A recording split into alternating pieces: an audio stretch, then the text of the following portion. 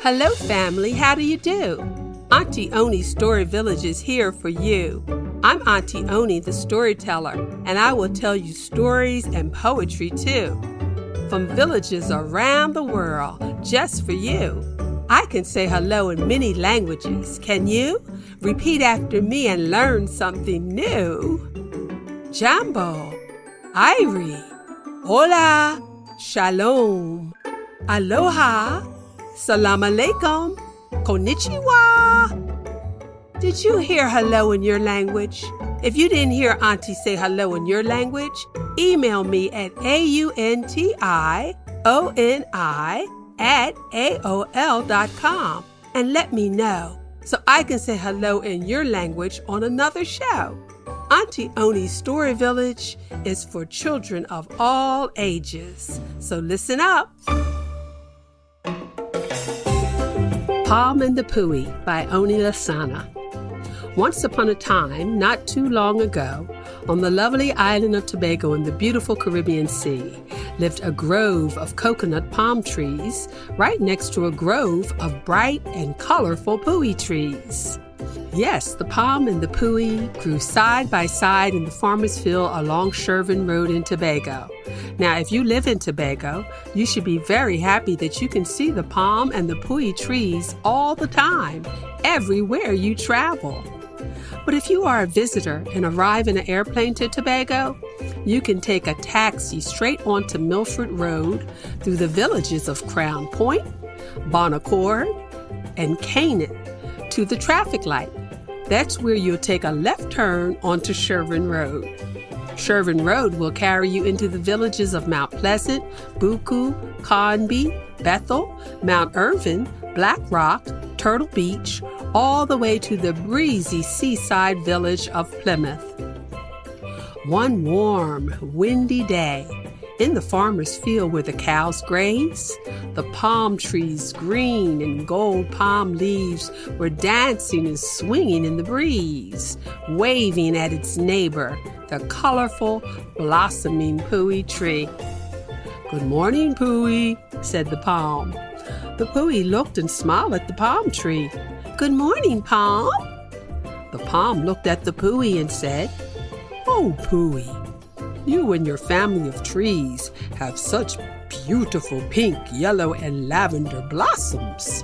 This time of year, I like seeing the school children jump up and play in your fallen petals.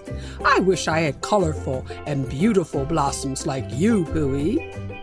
Poui was surprised. "Oh, Palm, I was just thinking about how much I wish I was like you. You are so tall, and I do admire the way your palm leaves reach up so high in the sky and dance in the clouds. I wish I was like you, Palm." Palm laughed. Oh, Poui, you must be joking. You are a photographer's delight. People come from all around the world to take pictures of you when you blossom. Poui, did you know that when people get a cold or the flu, they chip your bark and boil it for tea to drink for medicine? Poui, the wood from you is termite resistant and so sturdy it's used to make outdoor furniture. Poui, they use your wood to build a boardwalk by the sea all the way in America, in Atlantic City, New Jersey. Poui, don't you know? You are on the Trinidad and Tobago $1 postage stamp. I wish I was as special and colorful as you, Poui. Poui blushed. Oh my, really? I didn't know all those things about my family. Palm, it is you who I wish I could look like, because you are special. You grow coconuts, and people pick the nuts to drink your healthy coconut water and grate your coconuts to make coconut milk when they want to cook rice and peas and kalaloo. People make coconut oil, coconut soap, and coconut candy from your coconuts. Palm, Your delicious coconuts are grated for sweet cakes, cookies, and candies.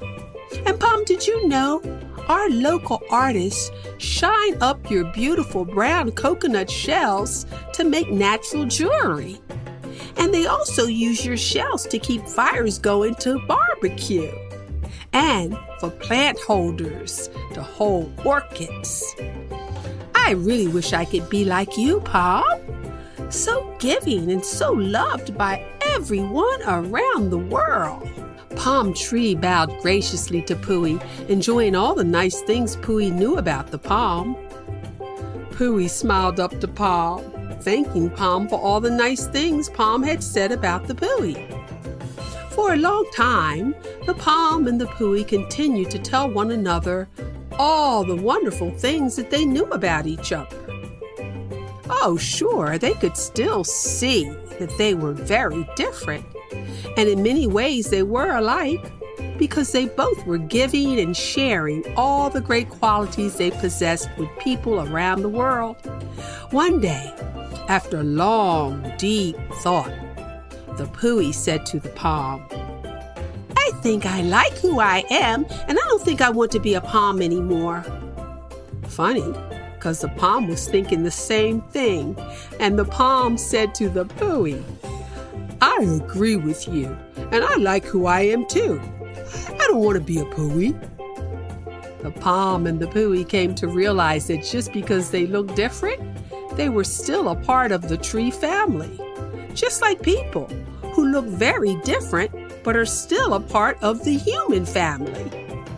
And while the Palm and the Poui appreciated their differences and what made them so very special, they enjoyed being friends even more because they had gotten to know one another, and they discovered that they really liked each other.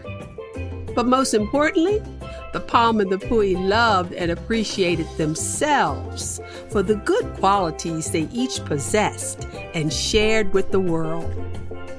To this very day, the Palm and the Poui will forever be good friends, as they both are very lovely and they're giving trees who are so happy knowing one another as they share the gentle breeze and the warm sunshine on the beautiful island of Tobago. The Palm and the Poui was written by Oni Lasana. That's right, Auntie Oni. I wrote this little story because Tobago is my favorite place in the whole wide world. So, my friends, if you ever have the chance to visit Tobago, make sure you look for all the beautiful flowers, the birds, the rainforests, the waterfalls, but especially the Palm and the Poui.